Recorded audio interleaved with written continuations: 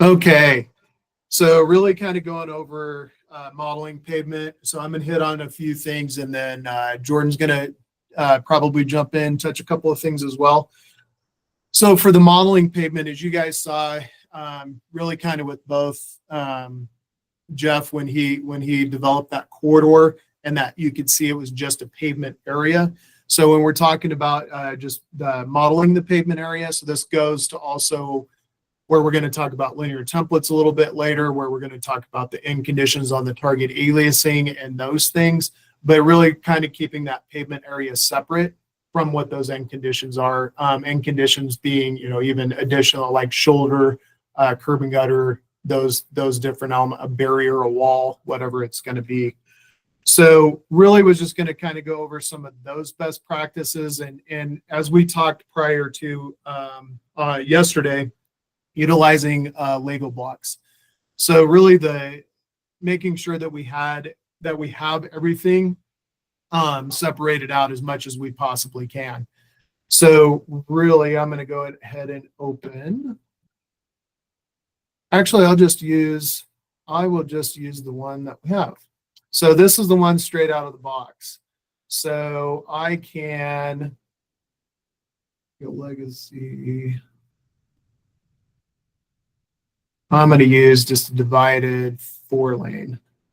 So as you can see, so this is its own lane section. So what we would end up doing, so this is straight. You guys have this available to you as well. This is the CDOT ITL. So in here you can see there's a point for all the lane lines, how everything connects together. What we would be focusing more on would be from left edge of pavement to edge of pavement on the inside. That would be my pavement area. So even on a divided, I would still have an origin, and then I would have those pavement areas. I may decide to put something in the middle as far as a switch goes, in case I have offsetting, supered, whatever I'm doing with those two separate elements out here. If it's connected together and we want it to all be connected through the center line, or if we want to separate those out. But the best practice for these is, and you can see there's not really a line that separates this. So this ends up being a component. What we're trying to get to is make this so that these are separate components. So this is a component for this lane. This is a component for this lane. What that does, again, as we move more into digital delivery and as the contractor has a tendency to use more of our corridors and not just terrains or XMLs, then they can start to utilize these components, especially through IFC. If we're outputting these as components, as building blocks, they can take those, piece them together, and it helps them more on a phasing aspect. Again, going back to templates, having the correct information assigned. What kind of pavement are we talking about? Is it asphalt? Is it concrete? How's that defined? What's the feature? Is the feature defined correctly? This then goes into item types and those elements that will be a future training on item types, but how quantity pay item numbers are associated to what we're modeling.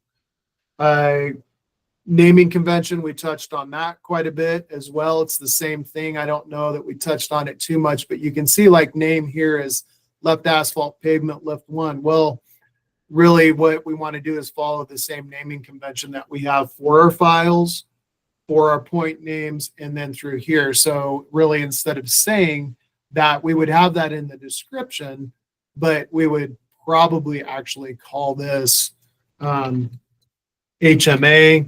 and then we could say lift 1.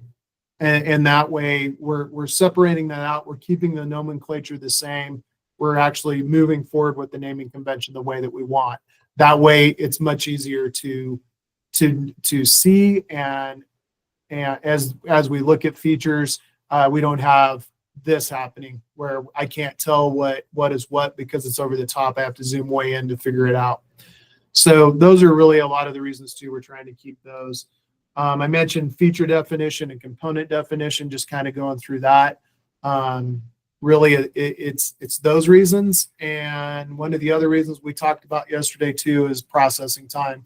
processing time, keeping, those files again federated so that, we can manage those files separately because they all have data in them. We just want to make sure that we're compartmentalizing those so that it's not so cumbersome that we can't even work with the model. So I don't know, Jordan, did you want to add anything to that? Not particularly, no. I think that what Jeremy's talking about, looking towards the future of digital delivery and having our templates and our corridors organized this way, is really what why we're pushing for sort of the more uniform, as the uniform aspects of modeling that we're talking about. Perfect. All right. So Sahar, if you